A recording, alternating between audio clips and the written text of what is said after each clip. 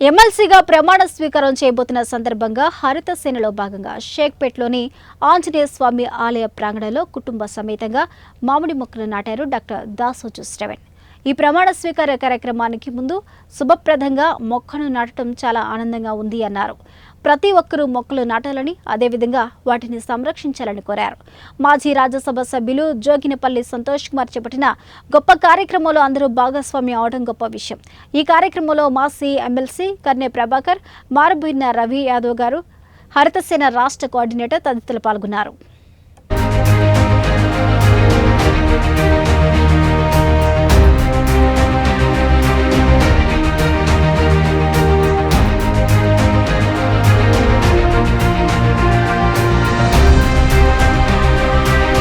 మాజీ రాజ్యసభ సభ్యులు సోదరులు గౌరవనీయులు శ్రీ సంతోష్ కుమార్ గారి ఆధ్వర్యంలో నడుస్తున్నటువంటి గ్రీన్ ఇండియా ఛాలెంజ్ మరియు వారి హరిత సేన ఆధ్వర్యంలో ఈరోజు నేను ఎమ్మెల్సీగా ప్రమాణ స్వీకారం చేపడుతున్న సందర్భంలో వారి నేతృత్వంలో ఈరోజు షేక్పేటలో ఉన్నటువంటి ఆంజనేయ స్వామి ఆలయంలో మామిడి మొక్కలు నాటమైంది.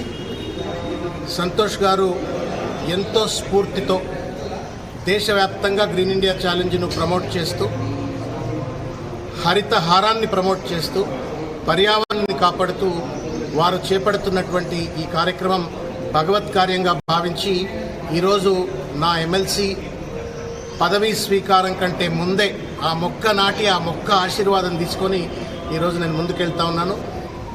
గ్రీన్ ఇండియా ఛాలెంజ్ ఇంకా బలంగా ముందుకెళ్లాలని, హరితసేన ఆధ్వర్యంలో మొత్తం తెలంగాణ హరితహారంగా మారాలని చెప్పని కోరుకుంటున్నాను.